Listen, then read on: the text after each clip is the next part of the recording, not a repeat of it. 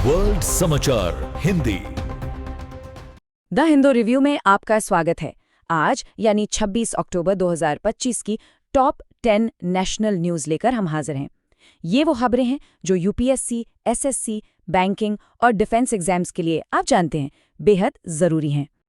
तो चलिए बिना देर किए शुरू करते हैं। हमारी पहली कैटेगरी है शासन और जवाबदेही। इसमें हम देखेंगे कि हमारी राष्ट्रीय संस्थाएं कैसा काम कर रही हैं और उनसे जुड़ी क्या बड़ी खबरें हैं।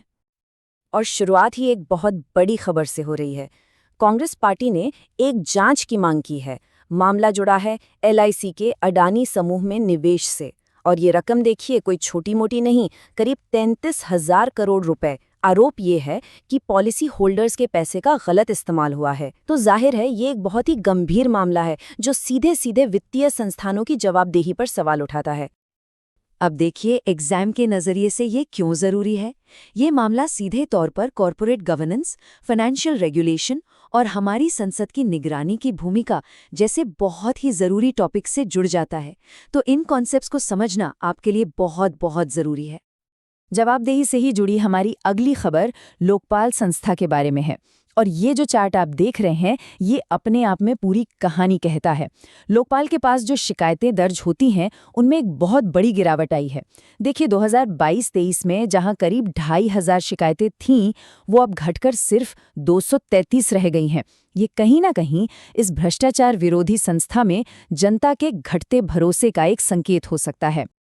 और इससे भी ज्यादा चौंकाने वाली बात क्या है पता है? ये नंबर 7। जी हाँ, जब से लोकपाल बना है तब से लेकर आज तक उसने सिर्फ 7 मामलों में मुकदमा चलाने की मंजूरी दी है। तो ये आंकड़े इसकी असरदारिता पर, मतलब इसकी इफेक्टिवनेस पर बहुत गंभीर सवाल खड़े करते हैं। और एग्जाम के लिए ये लोकपाल एक्ट 2013 की चुनौतियों को भी सामने लाता है।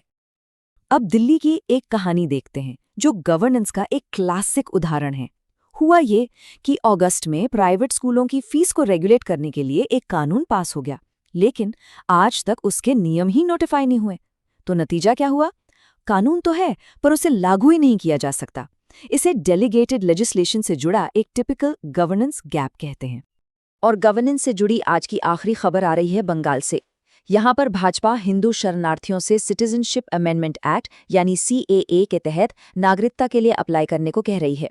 अब इसका सीधा कनेक्शन वोटर लिस्ट में नाम जुड़वाने और चुनावी राजनीति से देखा जा रहा है, जो GS2 के लिहाज से एक बहुत ही अहम टॉपिक है।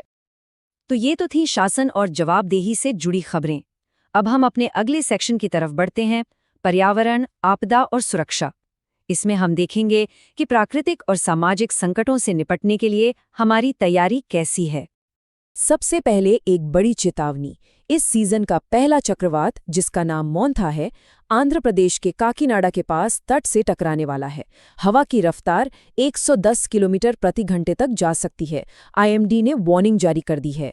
तो अब परीक्षा के लिहाज से डिजास्टर मैनेजमेंट और ये जो साइक्लोन के नाम रखे जाते हैं, ये सिस्टम कैसे काम करता है, ये सब जरूरी हो जाता है। अच्छा, छठ पर्व से पहले यमुना की सफाई को लेकर राजनीतिक बहस तेज हो गई है। एक तरफ सरकार का दावा है कि पानी में गंदगी 90% तक कम हो गई है, तो वहीं दूसरी तरफ विपक्ष का कहना है कि पानी इतना गंदा है कि डुबकी लगाने के लिए भी सुरक्षित नहीं है। ये खबर हमें DPCC के नियम और ग्रैप जैसे कॉन्सेप्ट्स के महत्व की याद दिलाती है। केरल के इडुक्की जिले से एक बहुत दुखद खबर है। वहां भूस्खलन यानी लैंडस्लाइड की वजह से कई घर जमीन में दब गए हैं। NDRF की टीमें बचाव के काम में लगी हुई हैं। ये घटना क्लाइमेट चेंज, वल्नरेबिलिटी मैपिंग और डिजास्टर मैनेजमेंट जैसे टॉपिक से सीधे सीधे जुड़ती है। अब एक नज़र सुरक्षा से जुड़े कुछ अपडेट्स पर। कुरनूल बस आग मामले में एक बहुत ही अहम जानकारी सामने आई है। जांच में ये पता चला है कि बस से टक्कर लगने से पहले ही 2 व्हीलर चलाने वाले की मौत हो चुकी थी। ये डिटेल रोड सेफ्टी के नियम और फोरेंसिक जांच जैसे विषयों को एग्जाम के लिए और भी जरूरी बना देती है। महाराष्ट्र डॉक्टर सुसाइड केस में एक सॉफ्टवेयर इंजीनियर को आत्महत्या के लिए उकसाने के आरोप में गिरफ्तार कर लिया गया है, लेकिन जो आरोपी पुलिस सब इंस्पेक्टर है वो अब भी फरार है। ये मामला criminal law reforms, posh act और पुलिस की जवाबदेही जैसे बेहद संवेदनशील मुद्दों पर हमारा ध्यान खींचता है। और दिल्ली से सुरक्षा से जुड़ी 2 खबरें हैं। एक एनकाउंटर के बाद अवैध हथियार सप्लायर पकड़ा गया है और पुलिस टीम पर फायरिंग करने के आरोप में 3 लोगों को हिरासत में लिया गया है। ये दोनों घटनाएं शहरी पुलिसिंग और इंटरनल सिक्योरिटी की बड़ी चुनौतियों को दिखाती हैं। तो ये थीं आज की 10 बड़ी खबरें। लेकिन अब आते हैं सबसे ज़रूरी हिस्से पर कि इन सभी खबरों से परीक्षा के लिए हमें कौन से मुख्य बिंदु याद रखने हैं। चलिए एक क्विक रिवीजन करते हैं। ये जो टेबल आप देख रहे हैं, ये समझिए आज की पूरी चर्चा का निचोड़ है। हमने हर हेडलाइन को उसके सिलेबस के टॉपिक से जोड़ दिया है। LIC अडानी मामले से लेकर CAA तक सब कुछ यहाँ है।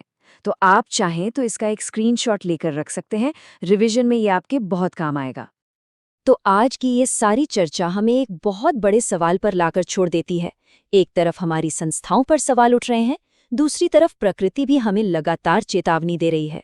ऐसे में एक मजबूत और लचीले भारत के लिए सुधार का सबसे जरूरी क्षेत्र कौन सा होना चाहिए, इस पर सोचिएगा जरूर। अगर आपको हमारा ये विश्लेषण पसंद आया हो तो इसे लाइक करें, कमेंट करके अपने विचार जरूर बताएं और हाँ, चैनल को सब्सक्राइब करना बिल्कुल न भूलें। साथ ही वो बेल आइकन भी दबा दें ताकि आपको डेली द हिंदू रिव्यू सबसे पहले मिल सके। धन्यवाद देखने के लिए और अधिक अपडेट्स के लिए हमारे चैनल को सब्सक्राइब करें।